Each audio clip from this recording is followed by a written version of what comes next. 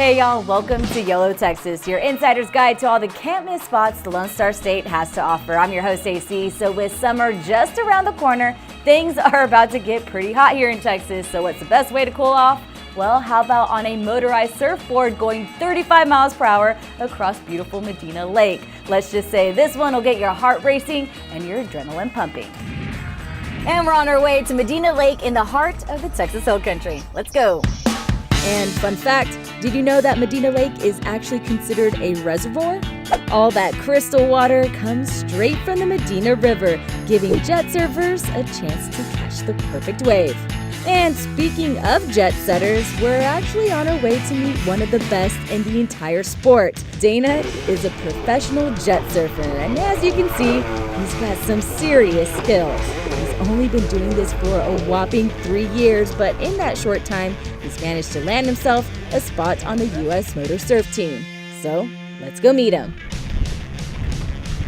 Howdy, AC. Welcome. Thank you. You ready to jet surf? Let's do this. All right, let's go.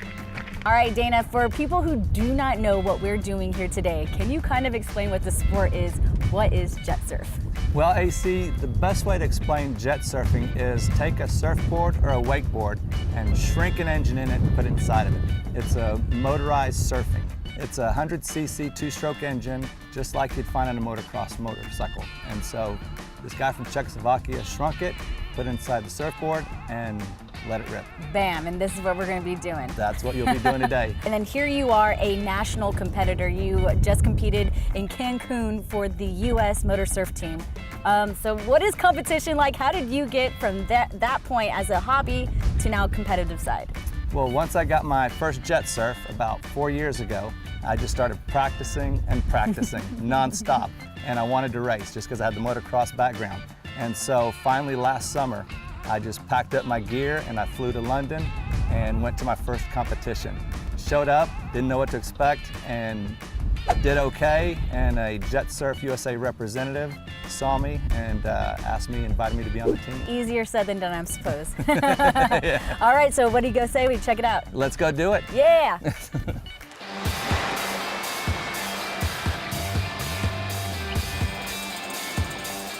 Alrighty, so what's the first step we need to take? Looks like you're ready to get rolling. So as in any sport, safety first, AC. So let me just show you a couple of things. Alrighty. First is a life jacket. That's always very important to put on when you're getting in the water. Okay. And number two, for this, since it's an adventure sport, a helmet is really good. All right. See how that fits? My little noggin here. Man, you are set up, ready to go. Let's do this. All right, so on to the surfboards. Alrighty. This is a jet surfboard, and it's a surfboard with an engine in it. So if you take the lid off and you look inside, you see that all this is compressed into a size of a surfboard. Let me turn this sideways for you. Easy. And show you the bottom of it. Oh, wow. To get this started, there's a safety clip, because you might wonder, how do I start it up, or how, when I fall off, does it stop for me? Yeah. There's a little magnet in this pin, and this pin goes inside the throttle here. All right. Similar to a Sea-Doo key, like a kill key on a Sea-Doo. Yeah. So this is strapped to your wrist. Gotcha. And when you put this in, it'll start it. Yeah. And then when you fall off, it pulls the pin off. I've seen that on a jet ski, so easy peasy. That's similar. I know that. That's familiar. Okay. Well, so when you're ready to get off, if you get uncomfortable, just throw yourself off the back of it and it'll stop, and then you can swim back up to it. Perfect. Once you get going at a medium speed, then you'll feel the stability of it. The slower you go, the harder it will be to stand up. Wow. So as you go a little bit faster, the speed will build your stability. All right, let's do this. You ready? All right. Woo!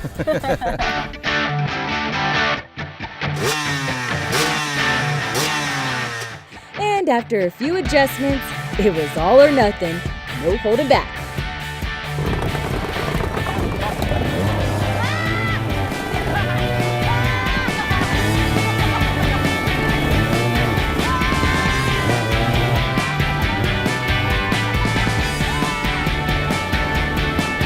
Let me just say, knee jet surfing is a whole lot harder than you think. But in no time, I finally got the hang of it.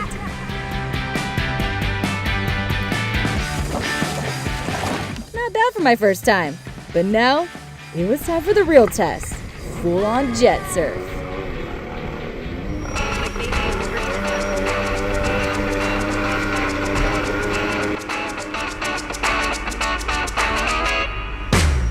Post a couple of failed attempts, believe it or not, I actually managed to stand up.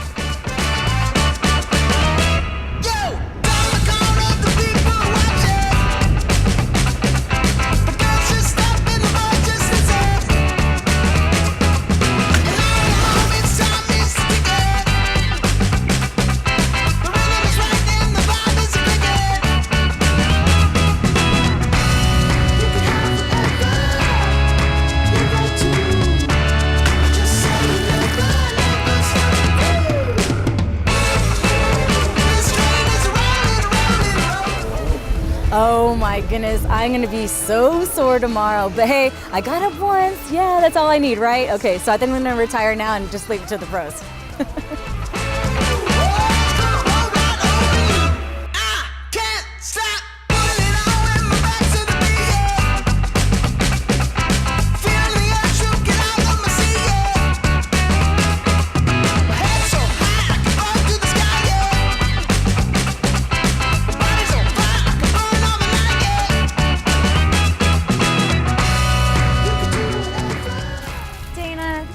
So much. That was incredible. Awesome job. Thank you so much for having us out to share this with everybody. You got up the first day. That's an amazing job. Not everybody does that. So you are officially a jet surfer. Yeah. You get to do this. Wait, I get to do this? You get to do that. Yeah. That's cool. There we go. Well, everyone, I highly recommend jet surfing. Make sure to check out Dana, and best of luck on your next competition. Thank you much. All right, YOLO Texas. YOLO Texas. Want to learn more about this exciting sport? Visit Dana's Facebook page and follow him on social media for more info on Motosurf racing. Coming up, we are taking a trip back in time as we learn about a Hey y'all, welcome back to YOLO Texas. So we all know that Texas has a rich history, a history that comes with lots of amazing stories. Like for example, did you know that up until 1945, a ton of folks in Fredericksburg actually spoke German? Well, our next destination offers a one-of-a-kind look at this very unique part of our past, explaining once and for all why a little German town called Fredericksburg ended up smack in the middle of the Texas Hill Country.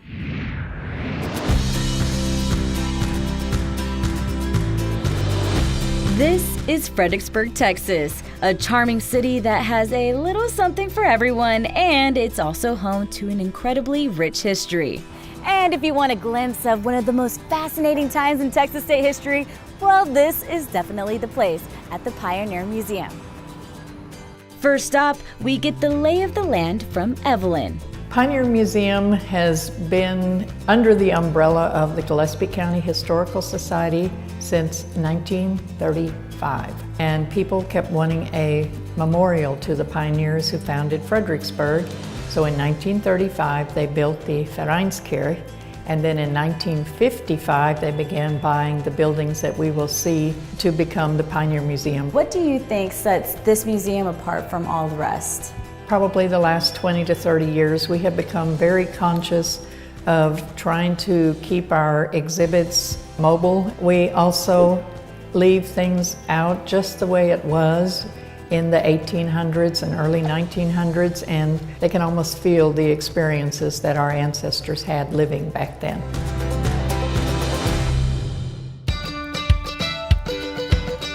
We are now standing in front of the Walton Smith log cabin here on Pioneer Museum grounds. This building was moved here because it is a replica of the types of homes our ancestors would have built. The Fredericksburg ground stands on 3 acres, displaying artifacts in 10 buildings, 4 of which are in their original spot from early Fredericksburg. This one room would have been the entire house for an early Fredericksburg family. We have a small bed, we have the baby cradle. The mother would have spent her time spinning. Some of the men were furniture makers. They would make their own wardrobes, or shrunk as we would call them. It was a simple but hard life back then. Oh my goodness, it is crazy to think just how hard life must have been back then and how self-resilient the people were. It just makes me appreciate life even more, and I absolutely love coming out here in Fredericksburg. But the fun wasn't over yet. This place is much more than a museum. Take a step back in time by sitting in on a German language class. 3, 4, 5, 6. Or by trying your hand at different activities like rope making. Well, the old timers, what they did is they took the agave plant. They used the fibers to make into the rope material, which we're going to use right here. Needles, ropes. I mean, have you heard of tequila? I never knew rope. I mean, this agave can make so many things. Make syrup, all kinds of. Syrup, didn't even think of that one. Here I am, alcoholic. And you're going to do 22 revolutions 22. clockwise, All okay? right. 19, 20, 21, 22. Woo! My arms are burning already. Woo! I'm making rope, y'all. You're really taking the 4 and you're turning them into one rope. Hopefully it's long enough for you to have a jump rope. Yeah. Look at this rope, y'all. You're welcome. Let us up. It has been my pleasure to share this with you, to give you a hands-on feeling of what it was like for them when they came to Fredericksburg over 170 years ago.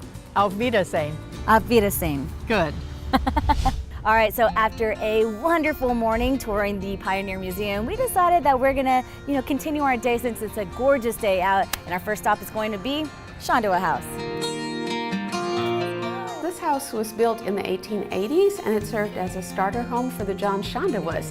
It has never had electricity, so it gives you a real feel of historic old Fredericksburg. In addition to the museum itself, there's also the option of taking a walking tour through historic Fredericksburg and learning more about the past of some of the town's most iconic landmark buildings. This building is really the landmark of Fredericksburg. And as the end of our day in Fredericksburg drew to a close, it was hard not to reflect back on the lives of those first settlers in town. I have a German treat for you. Thank you. It's a traditional cookie. Cheers. Thank you. All right, we want to send a huge thank you to the folks over at the Pioneer Museum and to Eileen for showing us around. If you've never been to Fredericksburg, you need to stop by. I highly recommend it. There's so much to see and do, and you get to learn so much about this great German town. In the meantime, we're going to see you later. Enjoy some cookies. We'll see y'all back in the studio. Want to experience the history of Fredericksburg for yourself? Visit the link below and plan your trip to Pioneer Museum today. Stick around because after the break, we are headed to a festival that includes two of my favorite things, cars and food trucks, right here on YOLO, Texas.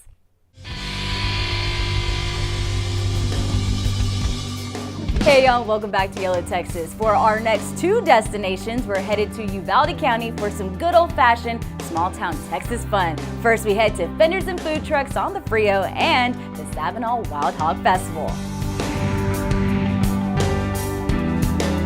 Just outside of Uvalde, straddling the border between South Texas and the Hill Country, lies the Frio River, a great jumping off point for floating and for cooling off.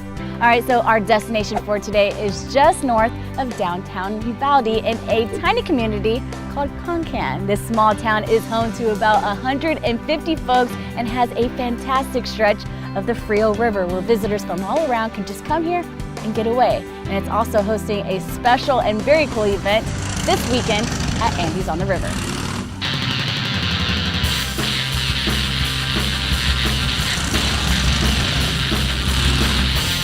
This place has a little bit of everything. Classics, hot rods, Texas-sized trucks, and American muscle, including one of my favorites. You think these are muscles? But actually these are the muscle cars right here. Take a look at these beauties. But before I got too distracted, I met up with Annabelle, coordinator of the event. Well, thanks for being here. This is our Fenders and Food Trucks on the Frio. We've got a car show, lots of great food trucks, vendors. So this is a part of a series that we started about 2 years ago called River Road Market Fest, and we have 4 events a year. All those events take place here, right here at Andy's on River Road in Concan. So it's a lot of fun. Very cool. Okay, and so we do know that there's a good cause to all of this. So yeah, the event today benefits Operation Comfort, which is a great organization out of San Antonio, and they support our wounded servicemen and women. So we love working with them. They're great. We're excited to have them here. The base is built through Automotivation, one of the programs we have. It's built by wounded and ill and injured service members who have served in Iraq and Afghanistan. It's been about a 5-year build, and we'll never sell it because so many guys have put their heart and soul into it, and it's really awesome.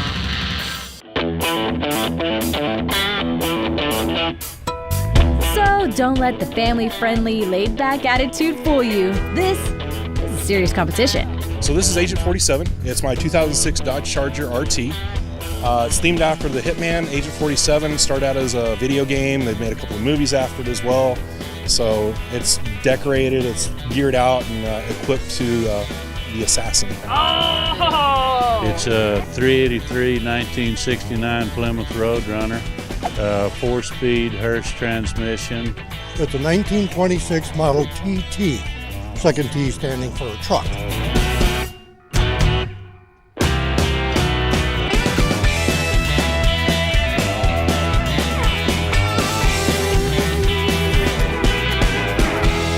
All right, so you know the festival is called Fenders and Food Trucks. So we saw the fenders, let's hit up the food trucks. And to sweeten the deal, there's also a variety of vendors, live entertainment, and of course, food. Whoa, thank you so much. Thank you, have a good one. Thank you, looks yummy. Oh my gosh, I'm in heaven. Thank you so much. I'm like seriously the happiest person ever right now. And you know we could not leave without meeting some adorable racers ourselves at the pig races. Speaking of little piggies, we're heading somewhere else in Uvalde County where pigs, or should I say hogs, are gonna be the star of the show. We'll see you right back. Don't go anywhere just yet. More from Uvalde County right here on YOLO, Texas.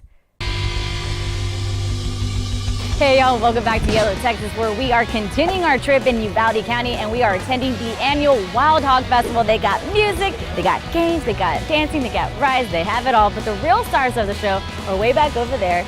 You named it, the Wild Hogs. So let's go ahead and check it out. So don't be fooled by the cuteness factor. Catching one of these guys is no easy feat. And to get a couple of tips on how to catch a hog, I went straight to the experts.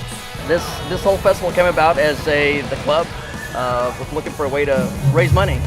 And who would have thought that they would have come up with this idea, would have been catching a hog. And they presented it to the district. And from there, it just kind of transformed to what it is now, the Wild Hog Catching Contest. Yeah. That's what's exciting to me. I don't know why they come back to catch hogs, but they do. And they come from everywhere. They're from Delaware, they're from Canada, they're everywhere, all over the place. Really, really something. So if I were to go out there, I'm a newcomer, any tips, any suggestions as to what I need to do in order to catch a hog? First of all, you're gonna get signed up, get on that bench in the middle, and when he blows the whistle, you get after it. Once you get in the ring, whatever plan you had for the last 2 weeks, it's gone because the pig will go everywhere and more likely the pig will win.